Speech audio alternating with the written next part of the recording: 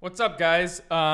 Hey, let's see what Chairman Powell has to say. I saw a very interesting article talking about what he was saying on 60 Minutes, and I can't believe the honesty. The honesty is unbelievable. So let's do it after this.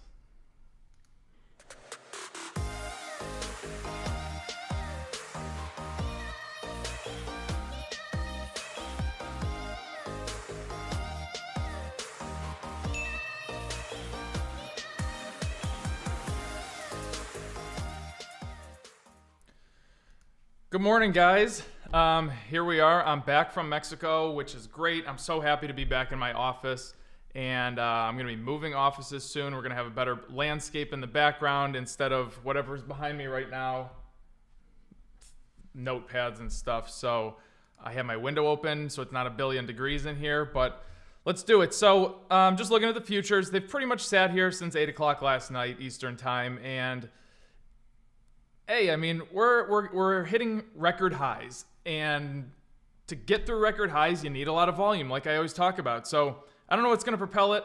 Maybe it's going to be earnings. Guys, remember, it is extremely important to look at your earnings calendars especially when you're trading. You do not want to be in a stock and all of a sudden you just get burned because there's earnings that come out. And don't forget, I go back to Apple last quarter. They reported excellent earnings. Everything was positive for them. And the stock just took a tank because of maybe what the analysts were saying. Lululemon, another great example. They literally doubled their sales over the quarter of last year with their report that they just came out with maybe 2 weeks ago. And the stock price fell 5% or something like that. So earnings are a total crapshoot. It does not, whatever the earnings means, whatever the earnings come out as, it doesn't mean that the stock is going to go in that direction. Very well could go in the opposite direction. There's been several times that I've been sitting in Qualcomm specifically. Great news comes out, this and that. All of a sudden the stock drops 10% on me. So it is what it is. This is StockTwits.com. I like StockTwits earnings calendar. And Wednesday's the big day. So every earnings quarter, companies start to report, and earnings. Oh, Seth is here. Seth got the second vaccine last night or yesterday, and he's been a little under the weather, so he is back, baby. And we'll be in studio together tomorrow for the first time in like 2 weeks, which is crazy. But going back here, so earnings. Big banks always report first. So we see on Wednesday we have JP Morgan, Wells Fargo, Goldman Sachs, and then they like to spread it out a little bit. They're going to put Bank of America on Thursday, but that's what's going to kick off earnings week. So just make sure you guys know. I know a lot of you are invested in Apple. I think Apple is later this month, 26th or something like that. Morgan Stanley, Ally Financial, PNC, Bank of New York, those report on Friday. So just be aware. And this earnings could create some kind of volatility in the market. So let's look at the, Drake, tell me more about this Costco hike in dividend. So let's look at the 3 month, which is insane. I mean, on Friday, look at that. We almost went negative. Guys, this means we are almost going negative. If you lend money to the government, you are almost paying them money to be giving them money. So if you give them a loan, if you buy, say, a 3 month Treasury note, and this goes to a negative number, you are going to be paying the government to hold your money. Asinine. Even the 10-year is falling. Remember, the 10-year got up to in the mid 1.7s. Maybe it touched 1.8, and the whole world collapsed for a couple weeks because they thought that it was the end of tech. So let's get into some articles. I want to talk about, well, I might as well just go into Jerome Powell. So he was on 60 Minutes last night. He said that he's worried about that the economy's open up too quickly. So I go back again, and we were talking in the Bid and Ask Nation yesterday in the Discord about something like this, and I just can't believe that there's this many people that still want to put a strangle on the economy for the coronavirus with all the vaccines that are out there and all this mask stuff. I mean, I just can't believe it. So I highlighted a lot of stuff in this article, so bear with me. Powell said that he is optimistic about the U.S. economy bouncing back as the COVID-19 vaccine continues to roll out, but worries of a possibility of another surge. So, of course, there's always a possibility of something. I mean, there's a possibility of the flu popping up every year. Yes, this may be more lethal. I don't know, but certainly more contagious. No doubt about that. But I just don't think that it's the best idea for anybody to be strangling businesses like this. So it's opening too quickly. Of course, I mean, if we go back to our old ways, but I think at this point, it's been just drilled into them that they have to be more cautious, this and that. I don't think that anybody's going to be going out and going crazy again, but what do I know? He expects growth to be very strong and forecasts 1 million job gains for a string of months. Well, we haven't seen this yet, but that's their optimism. This is the part that I put in blue. He's noting that the Fed will continue to hold the line on easing its money policy until the economy appears to be at maximum employment. Guys, I've said this before, I'm going to say it again. Until they reopen restaurants and restaurants go back to 100% capacity and the restaurants that went out of business, somebody reopens them and we have the same number of jobs coming out of the restaurant industry, I don't see how we're going to be back at maximum employment, which we were at maybe a little over a year ago. man, they could be squeezing this monetary policy for a very long time. He's already said that they are not interested in letting this thing go. They will do whatever it takes as far as printing money and putting it into the economy and doing more stimulus. They're already talking about a $4-point-some trillion stimulus. They were talking about that before the president even signed the $1.9 trillion stimulus bill. So, of course, he notes that he thinks that it's highly unlikely that they would raise rates this year. That's a given. They're not going to do that. There's no chance that they're going to increase the rates. This was another interesting thing. This is where I was like, man, he was being so honest. I couldn't believe it. Powell said that asset prices do appear to be elevated by some historical metrics, many historical metrics, but said the financial system should prove resilient even if the stock market were to experience some big market correction. I look at this going, okay, well, there was a big market correction that happened in March and April of last year, and Daddy came to the rescue. So here we are. So, I mean, they're willing to do whatever they can to hold this bubble up. And the next thing we're going to talk about is Buffett's indicator. I mean, it's not the end-all be-all, but it's pretty funny. Powell remarks that the Fed is not worried about holding the line longer on lower rates and aggressive asset purchases. Shocker. Instead, it's focused on bringing the labor market back to pre-pandemic health. I don't know. You guys be the judge of this. I'm sure I can give my opinion. I will definitely give it in the Bid and Ask Nation. Those of you that know me already know my opinion. And those of you that don't know me, maybe you could tell from my attitude what my opinion is going to be. But here's the Buffett indicator. So, and you know what? I want to pull up, bear with me a second. I'm going to go in our Everything Money group chat. Paul put up a picture when we were flying the other day. Where is that? Okay, it's right here. Investors have put more money into stocks in the last 5 months than the previous 12 years combined. That's from CNBC.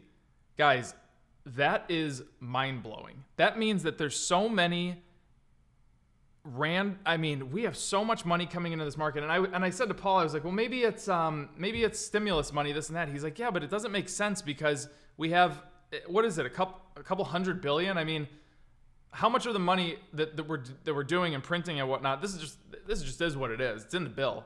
This is not bias or anything. How much of the money is actually going to the people versus going to other countries and maybe businesses, or not businesses, maybe states and whatnot. So he was right that there is not like trillions and trillions of dollars going to people that can turn it into retail investors and put it into Robinhood and GameStop.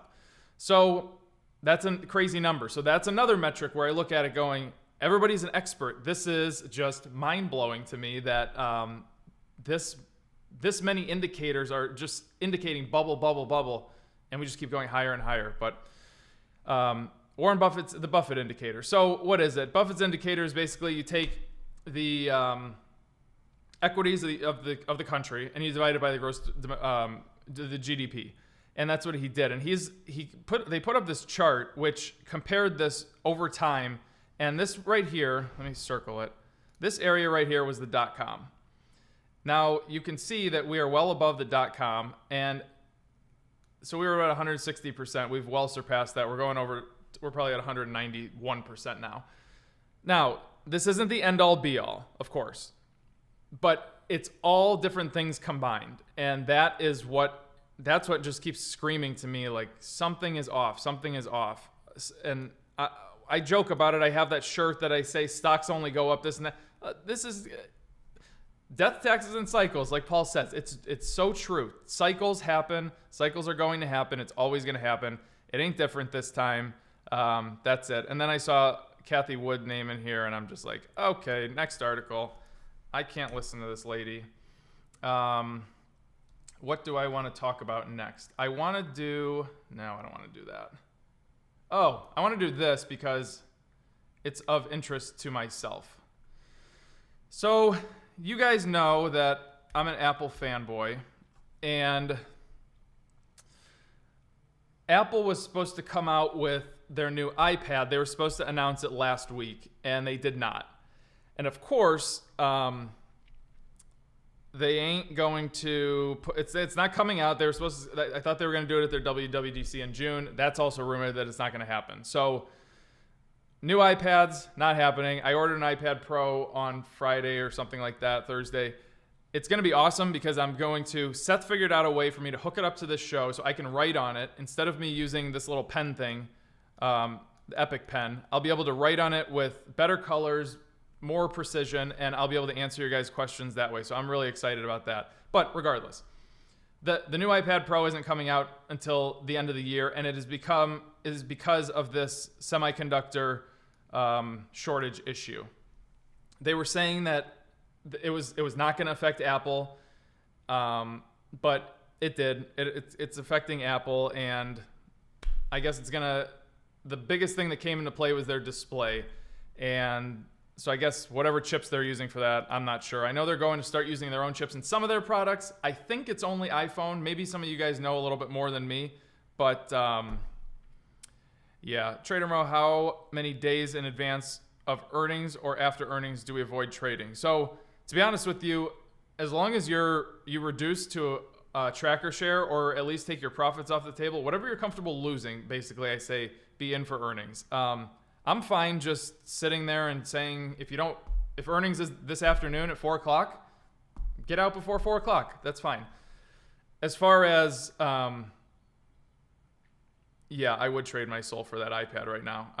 It's supposed to come this weekend and I just want it now. So I already got a case. I got the pencil or pen or whatever you call it, and I'm ready to go.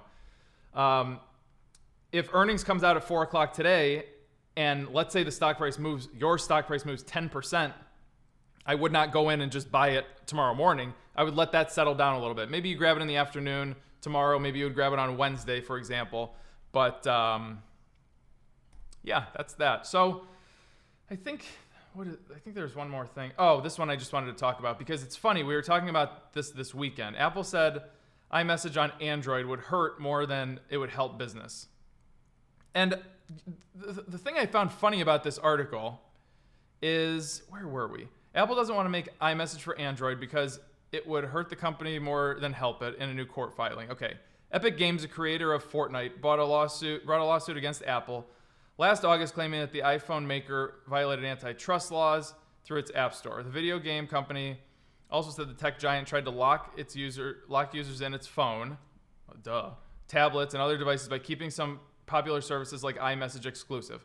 All right, guys, just because iMessage is popular doesn't mean that everybody has to have it. If you want it, go and get an iPhone. Just like you had BlackBerry Messenger when BBM was cool. If you wanted it, go buy a BlackBerry. Don't sue a company. This is the same thing that goes back to, do I like it with what's happening with Facebook and censoring different political opinions? No, but it's a private business. Do what you want to do. It's this whole thing about people suing because a product is popular and therefore everybody should get to use it just because it became wildly popular just makes no sense to me. This literally blows my mind that somebody is going to be upset that you can't use iMessage. If you want to use iMessage, go buy an iPhone. It ain't that difficult. Next. Where's my thing? Give me some stocks and we'll go from there. I guess I want to address the BJ's CEO dying. So this is the unexpected things that can happen. It's unfortunate. The CEO of BJ's Wholesale died last Thursday night, Friday morning, which is very unfortunate. I don't know how he died. I didn't look into it. But, man, 48 is so young. But, our stock price dropped. We were in BJ's Wholesale. We got a little bit of a pullback on Friday. This, to me, is one of those wild overreactions that just happens. I mean, you could see the drop that we had. And to be honest with you, let me circle. Okay, so you see that we had this little horizontal line right here. That's where the stock opened that morning. That's also where the stock closed. So you can see during the day, it dropped down here, and then it went right back up. And that's what these wicks are. It actually went up a little bit too, and then it pulled back down. So the stock price didn't really do anything that day. So that initial pullback in the morning was just a wild overreaction.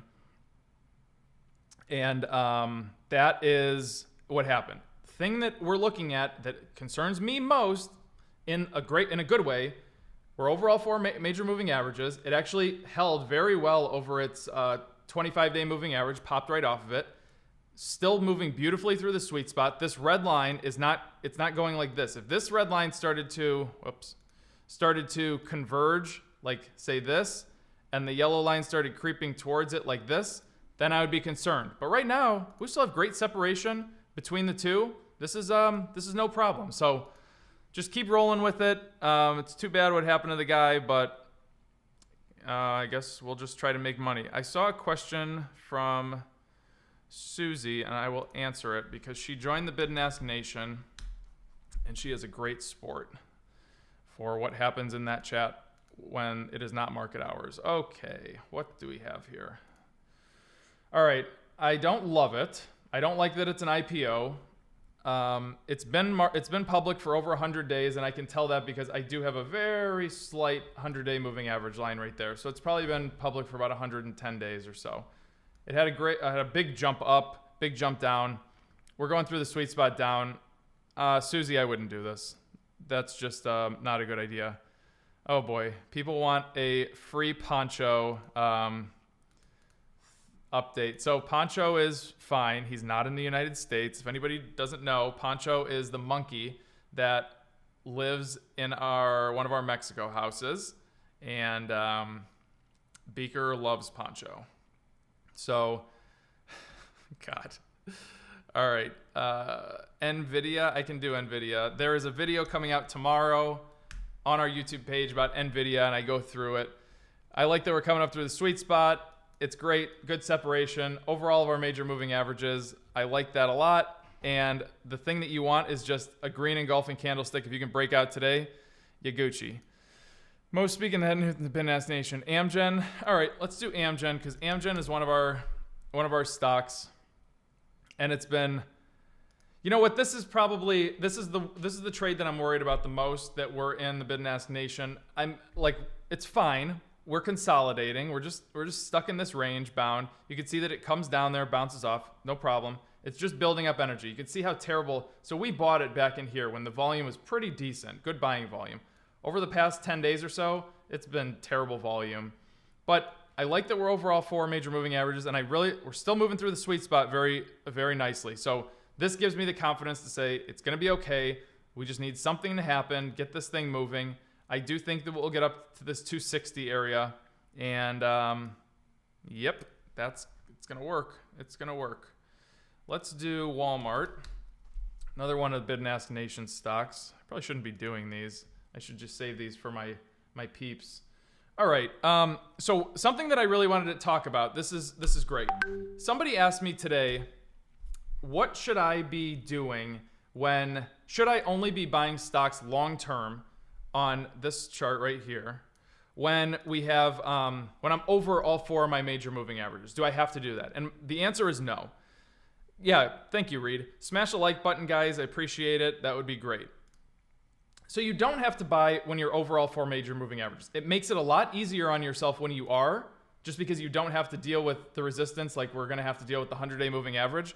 But it's not a bad thing that, like, we have room to run between. Let me see what my 200-day moving average is. So the 200-day moving average is at, let's call it $139, and the 100-day moving average is at 142. So I looked at it saying, okay, I got in right here, and I knew that if I got in there, I think my cost basis is like $137 or something like that. I got in right when it crossed over the 200-day. So I don't know. It doesn't matter. I had room to run until I got to the 100-day moving average is my point. And I didn't want to miss that because I was coming through the sweet spot so nicely. I was getting great engulfing candlesticks. So if I can just get an engulfing candlestick like so, like that, breaking out, which we will, and it's going to fill this gap, which is nice. And then hopefully it runs up here to this 150, 155 range. This is going to be a really good trade. So to answer the question, you do not have to wait until you get over all 4 major moving averages. It certainly makes your life easier, but you don't have to wait. Alrighty. Lily Livestock likes when I say Yaguchi. All right. ZEN. Let's see what ZEN is. I capitulated on Amgen. I can sleep. Whatever makes you sleep at night. Zendesk. Ooh. Who picked this? Oh, Bid and Ask Nation member. That's why. I was going to say, I thought this was a random. I was going to say somebody needs to join because they're pretty good at this trading and picking things up. All right. So this one, I assume he likes the gap up this morning. But more so than that, I assume he likes the trend line. And because we are coming up through this, we're coming up approaching the sweet spot, and so guys, on my charts, and that's why I really like to use these for teaching you guys, as soon as my red line down here touches the 32% or crosses the 32%, my candles turn green for me. And this is the visual that I can show you. I don't have to zoom in crazy right here. So this looks great. It's going to move through the sweet spot today, especially. We're overall 4 major moving averages. I don't love the volume. I wish it was more. That average volume looks a little bit low to me, but that's okay. Just make sure you're trading with $1 million or more. Bid and ask difference is $3. Just wait till the market opens. That's probably not a true number. And yeah, just get green engulfing candlesticks. Now, if I was trading this long term, I would have maybe a tracker share on it, maybe a 10% position on this thing today. But what I would really want is maybe this today, and then tomorrow, if I get a follow through candlestick, that's when I would be adding, just because I want some confidence in what's happening. But this is a good stock, good pick. Daniel. Bad news, finally team been done. BLNK. Is that what is BLNK? Is this the blank? Oh, blink charging? I don't know what this is. I assume charging a car. All right, come through the sweet spot. So see how we're just very sideways coming through the sweet spot versus the last one we were more vertical. This one's just kind of sideways. It's not my favorite. I do think it'll probably change with this. The reason you're facing that sideways stochastic is because you're just fighting these moving averages right here. You were toying with the 50-day. You can see that right around here, you were just kind of bouncing around. Man, I can't wait for my Apple Pencil. You were just bouncing around right here on this 50-day moving average, just up and down, couldn't get through it, and you're still dealing with it. So once you get some kind of breakout, moving up like so, you'll be all right. Just keep an eye on this one, not a bad stock. And yeah, PayPal I want to look at. Cash asked me about that this morning. And for those of you in the Bid and Ask Nation, I have explained to you my opinion on tech stocks right now and on Apple right now. And I think that I am correct in saying what I'm saying. So you guys know. And if you missed my video over the weekend in the Bid and Ask Nation Discord chat, go back, zoom up or scroll up, and you will see how I'm going to be trading Apple and PayPal for that matter. I think my approach is correct, and I don't think it's overly aggressive. So with PayPal, it's nice. We're coming up through the sweet spot. We're going to make that move. We just turned green, so that means our stochastic passed 32. We're over all of our major moving averages, which I like. Just get some engulfing candlesticks. If you can get, hopefully today and tomorrow, if you can get that, go for it. Good stock. Good pick. Dun, dun, dun. Let's see here. Netflix. I know my friend Nick asked me about Netflix. Alrighty. Yeah, Netflix is looking good. The only thing that sucks about Netflix is the affordability of it.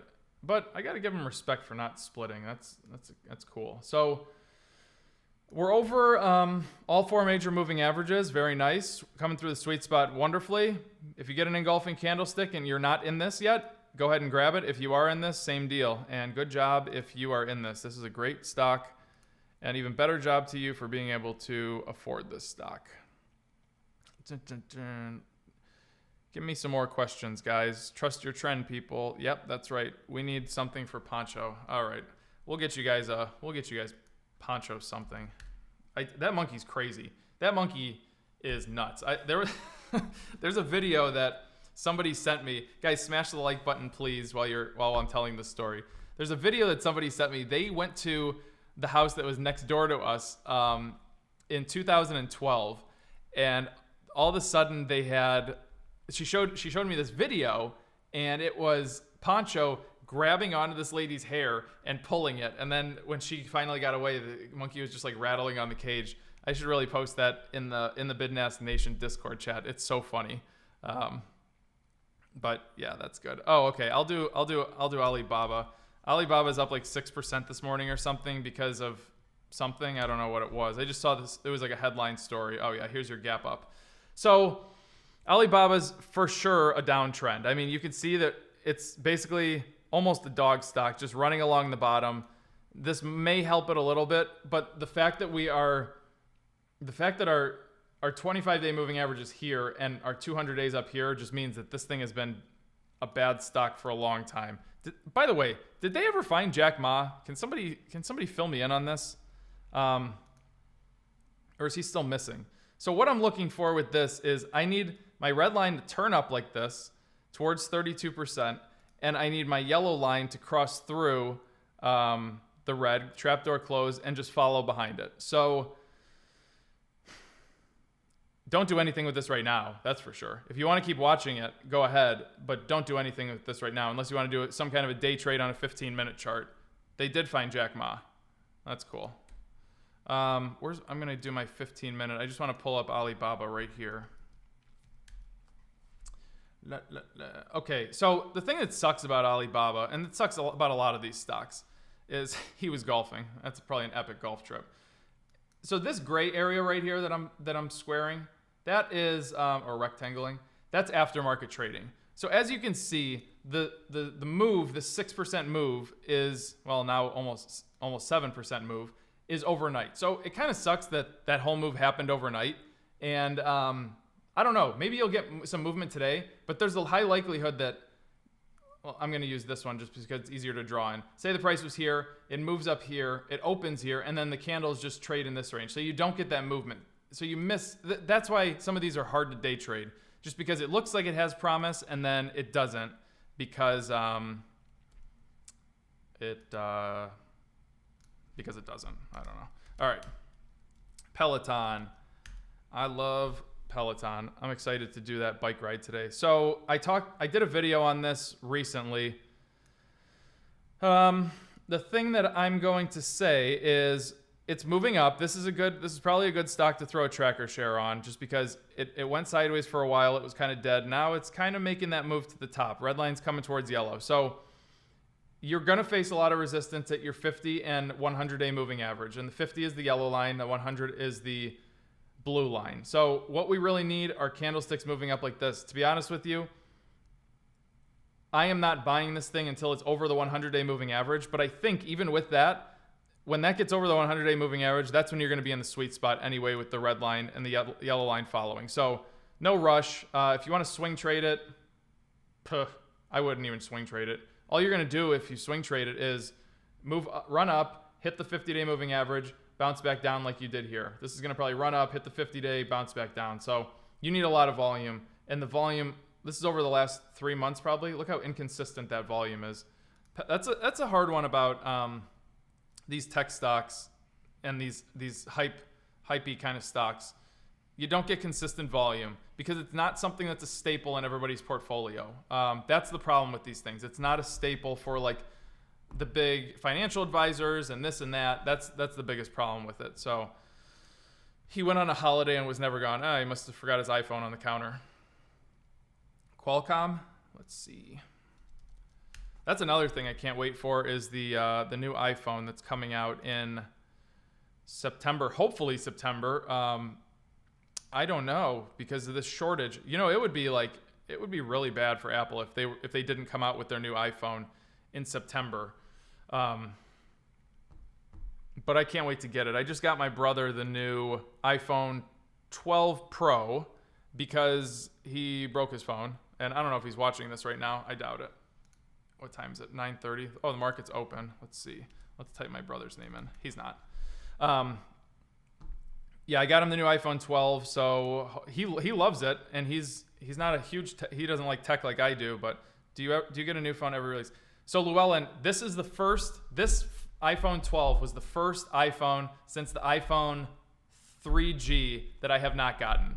I broke the streak after, what is that? 13 years, I think. 13 years I broke my streak. But I looked at it saying nothing changed on it. They didn't do anything different except add magnets. And I have a pretty thin phone, so I don't like adding this and that. So Seth is right. Thursday, baby. The Everything Money software comes out. You guys are going to finally get access to it. It is phenomenal. It is right here. Let's see. It is right here. I was looking at Apple earlier. You get the 8 pillars right there. Your cash flow statements here. this is just great. Everything is we actually add this line in here. This is not on any other balance sheet or any other cash flow statement. Free cash flow. It's calculated for you. This is just an incredible software. And guys, don't forget, Paul and I were using this software for ourselves. We were building this for ourselves to invest our money in our family offices. And yeah, it's just incredible. You can use the portfolio analyzer. So if you want Baba in there, let's put Alibaba in there. You can put Apple in there. You could put up to 50 stocks in this thing, and it'll do an analyzer. Let's call it this. And there you go. So this is the 8-pillar average of the whole portfolio. So, oh, look at that. You can go buy Alibaba and Apple. I'm just kidding. So this is, it's incredible. It's just going to be awesome. So the market is pretty red. Let's take a look. What do we got here? Oh, that ain't red. This is all we have right here. That's nothing. Child's play. Wait till daddy Fed comes to the rescue. Also the redesigned MacBooks. You guys, I'm just going to do like random Q&A. I don't want to do any stocks right now. So if you guys want to ask me questions, go for it, and I'm happy to answer them. I'm just not going to do any more stocks. If you guys wanted to do more stocks, join the Bid and Ask Nation. Shameless plug. And we'll start trading in there. I know they're already getting going in the Discord. I have a billion messages to catch up on.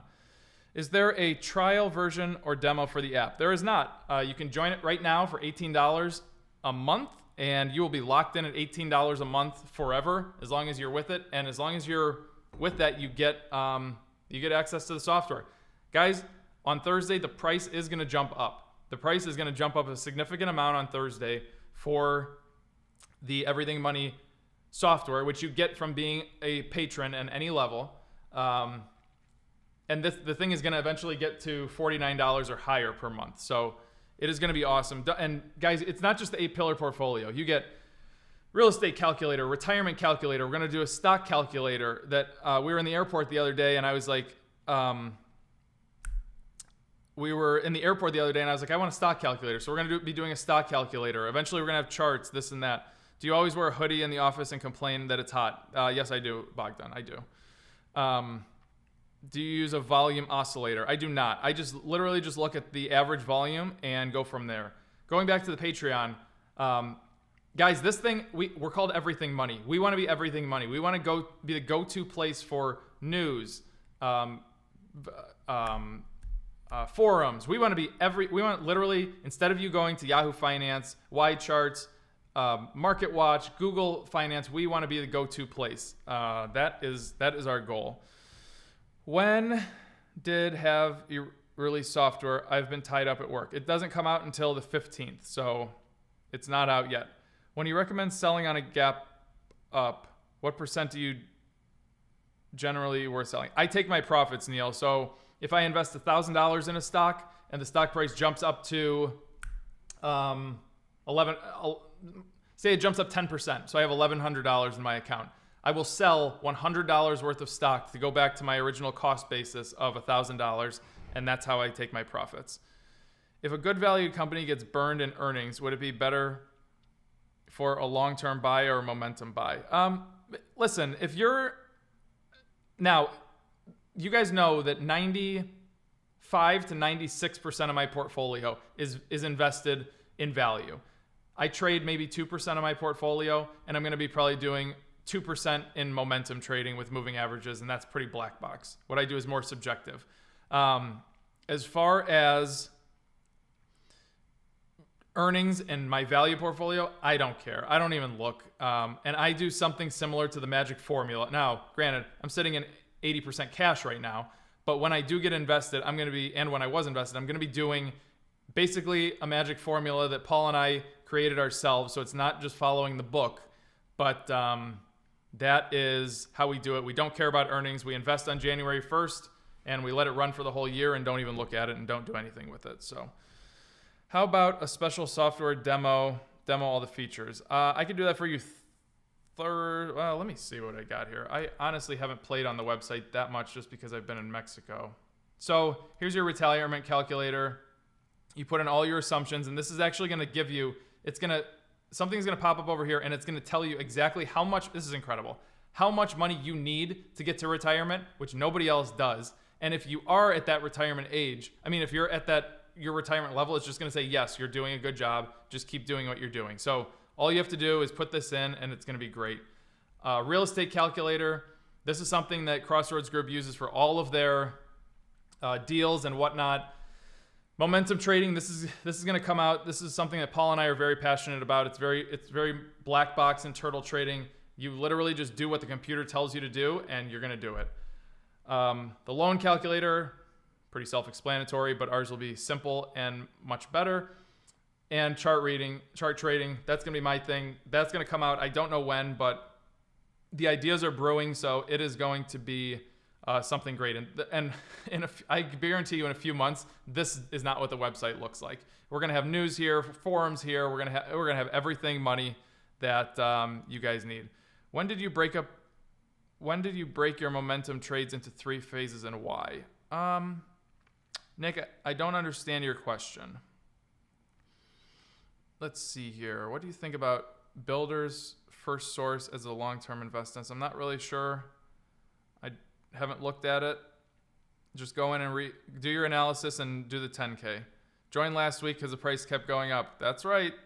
Things that are worth money just keep going up in price.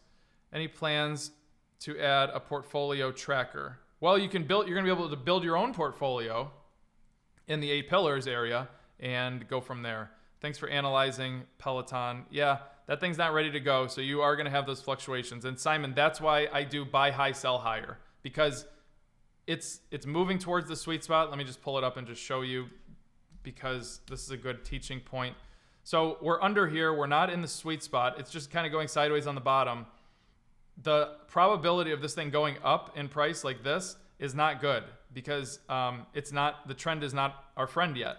When the trend gets into this area, that's when the trend will be our friend and we can start making money. So that's where the whole buy high, sell higher comes in, the probability. Nick, buy with 25%. It really depends. So he's asking, like when I invested in BJ's, I put in 25% of my money, and then when I saw another buy signal, I put in another 25%. It's subjective. It changes. I mean, if I'm looking at something, for example, last year I saw Boeing that was doing really well. I just put 100% of my position in Boeing when I got a buy indicator. It really doesn't. There's no set number. I just look at it saying, for good examples here, Walmart. I'm looking at Walmart saying we're under our 100-day moving average. So I put in I think it was 30% position or something like that. I really can't remember. So 30% I added here. When this gets over the 100-day moving average, I'll probably put on the rest of my position. So I'll be 100% vested. That is why I change it like that. It's all chart dependent. It's just very dependent. When will your charts be available? I don't know. I don't have a date. These things are going to be very time consuming to create and very costly to create. So bear with me. You guys will have them. I mean, you guys in the Bindass Nation, you guys are going to beta test them for me and work out the bugs when they do happen. It probably won't be for, it might be 12 plus months. So, What is the difference between reading charts and momentum? So reading charts is basically what I'm doing right here. It's very subjective. I decide when to add, when to take out, when to hold, whatnot. Momentum trading is, I basically say when the 200-day crosses, when the 100-day crosses above the 200-day moving average, buy. When the 100-day crosses below the 200 moving average, sell. The computer just tells me to do it. I execute the trade. There's no thinking to it. It's just lines crossing. So it's momentum of the stock. So if the 100 days above the 200, I'm buying. If it's below, for example, I'm selling this and that. Do I ever trade Forex? No, I do not trade Forex. I've peeked into it. We were actually looking at doing it for momentum trading. Didn't like it. We also tried to do commodities. Didn't like that either. Oh, Nicholas asked a good question and then he deleted it. I can't remember what it was though. What stocks do you and Paul agree are good value and momentum trades? Well, we don't have any that are momentum trades right now. What do we agree is good value? We are both in Biogen right now. What else are we in? I honestly can't think off the top of my head. Who asked me that question? Kevin? Oh, I think Kevin, I think you're in the Bid and Ask Nation. Ask me in there, I'll tell you. Well, just go look at our portfolio. Our portfolios are basically identical, except for, oh, is this a super chat? I didn't even know we had super chat. Okay. Guys, smash the like button, please. What was I about to say? Go and look at our portfolios. Guys, our portfolios are basically identical with the exception of Paul's short on the S&P and my trades that I do in here. And I don't post my trades in here in my portfolio just because I can't do that. It's too much work. It changes every day. But if you're in the Bid and Ask Nation, you guys know my trades at the second I place the trade, you guys get the alert. So, all right. Zotang TV, thanks for asking this question. This is great. So if you are in this already, good for you. My father is in this stock. He has been for a long time. So this thing is moving up. It did a nice sweet spot reversal. And of course, this happened back when the NASDAQ was crashing because of the interest rates, whatever. So this thing's moving up through the sweet spot nicely. It's getting good engulfing candlesticks. If you are in this already, you can go ahead and add on an engulfing candlestick that takes out the high from basically Friday, and you will be okay. Or you can wait until it takes out the high from today, whatever number it got to today. But if you're not in this yet, what did it get to today? Let's call it $257. If it takes out $257, you can go ahead and invest in this. I would not start getting into this for the first time unless you get a breakout like that of $257, and then you can go from there. But even if you do, make sure you're using stops. Very important to use stops. Good question. What is the best long-term stocks to hold? I don't know anymore. I wish I could give you a better answer, but I don't know anymore. Was Carnival a momentum trade? Yes, Carnival was a momentum trade. Biogen is moving into a buy situation, having dropped $15 in the last 10 days. Let's see. So Biogen is very, and I don't usually talk about this. Oh, Biogen turned into a downtrend today. Red line crossed through yellow. It did a sweet spot reversal coming down. The tough thing about Biogen is that it's going to be on June 11th, I believe. They are having, I have it in my calendar if you just give me 1 second. They have their drug June 7th.